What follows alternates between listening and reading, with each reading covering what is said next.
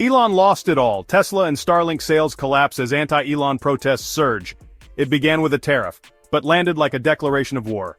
Canada, without warning, slapped a 100% import tax on Tesla vehicles, instantly doubling their price. The impact was immediate. Showrooms froze, supply chains buckled, and a $66 million Starlink infrastructure contract was torn up overnight. This wasn't economic policy, it was retaliation. Months earlier, the US had imposed steep tariffs on Canadian aluminum and auto parts. In response, Canada didn't just fire back at Washington, it singled out Elon Musk. Once a symbol of American innovation, Musk had become a political figure too closely tied to US power structures. Tesla and Starlink, cornerstones of his empire, became prime targets. From Toronto to Berlin to Seoul, Tesla showrooms were suddenly battlegrounds. Starlink contracts vanished. Governments that once championed Musk were turning away. The message was clear: this wasn't a market correction, it was an uprising. The ripple effects were swift and brutal. Wall Street, always attuned to risk, began a quiet retreat. Within 48 hours of Canada's move, institutional investors started pulling out. BlackRock and Vanguard reduced their exposure. Then came the symbolic blow. Kimball Musk, Elon's own brother, sold millions in personal Tesla shares. This wasn't just about tariffs. It was about trust. Investors saw the writing on the wall. Musk's global reputation, now entangled with political controversy, made him a liability. Hushed sell-offs replaced bold endorsements. Hedge funds rebalanced. Retail investors panicked. Tesla's once dominant stock began to slide. Starlink's demise came even quieter. After the Canadian contract was pulled, other nations followed suit. France and Germany quietly paused future partnerships. Southeast Asian regulators stopped issuing licenses. In Australia, Starlink was removed from government broadband initiatives. South Korea and Singapore scrubbed it from procurement lists entirely.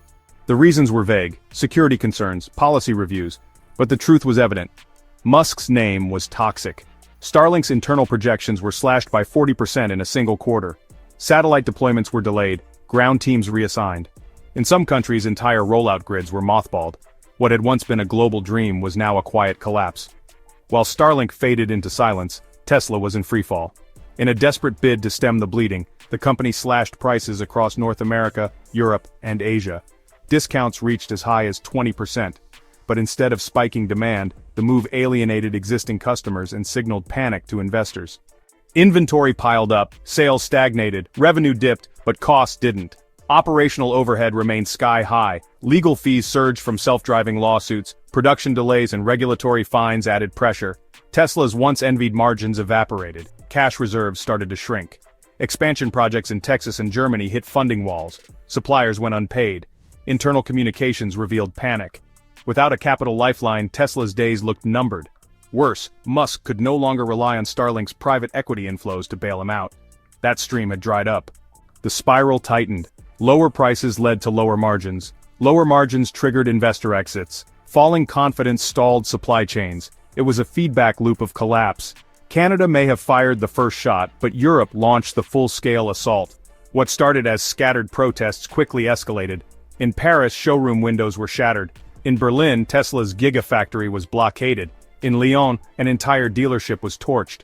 Across Western Europe, Tesla became a symbol, not of progress but of exploitation. The rage was years in the making. Musk's flirtation with far-right European parties, vocal support for Trump, and resistance to environmental and labor movements had sparked fury.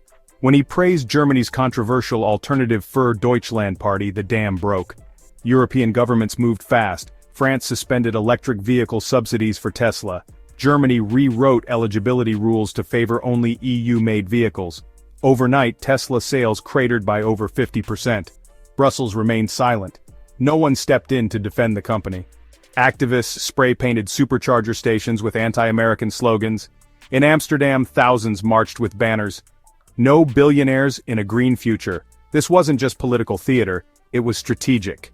Labor unions, environmental groups, student movements, and rival automakers aligned with rare precision. Tesla, once a disruptive darling, was now an outsider, a target. And then came China. Tesla once called China its crown jewel. The Shanghai Gigafactory had been a symbol of trust. Fast permits, generous subsidies, full ownership. But by 2025, the relationship had turned ice cold. It started subtly. Officials stopped answering calls. Subsidy payments were delayed. Then came regulatory suffocation. Tesla was ordered to retrofit all vehicles with Chinese-approved software. Rumors swirled of national security probes. Then, the death blow. China's Ministry of Commerce removed Tesla from the list of government-approved vendors. No more contracts with state-owned companies, no more sales to government fleets. In China, where public contracts are gold, this was a financial guillotine. China had chosen its champions, BYD Neo Xpeng. State media ran stories praising domestic innovation. Tesla, once admired, was now framed as a foreign risk. Factory expansion plans were shelved. Vehicles were delayed at ports, new tariffs loomed. The era of Musk in China was over. And as Tesla battled on 3 continents, one final betrayal unraveled at home, the self-driving lie. For years, Musk had promised a future where Tesla cars would drive themselves. Owners paid thousands up front for full self-driving packages, trusting the vision. Musk assured them, soon you'll nap during road trips, your car will become a robotaxi. But none of it materialized. Crashes involving Tesla's autonomous features made global headlines. Fatalities drew investigations. Internally, engineers raised red flags. Whistleblowers leaked emails showing Musk was warned, repeatedly, about software flaws. Still, the promises continued. Regulators opened probes, class action lawsuits mounted, thousands of customers demanded refunds, trust eroded. Full self-driving, once Tesla's crown jewel, now looked like vaporware, a decade of exaggeration, hype, and broken assurances. In the end, it wasn't just tariffs or politics that broke Musk's empire, it was trust. Tesla's foundations were built on disruption, ambition, and relentless storytelling. But when the world turned, those same qualities became liabilities. Governments saw a political actor, investors saw risk, customers saw broken promises.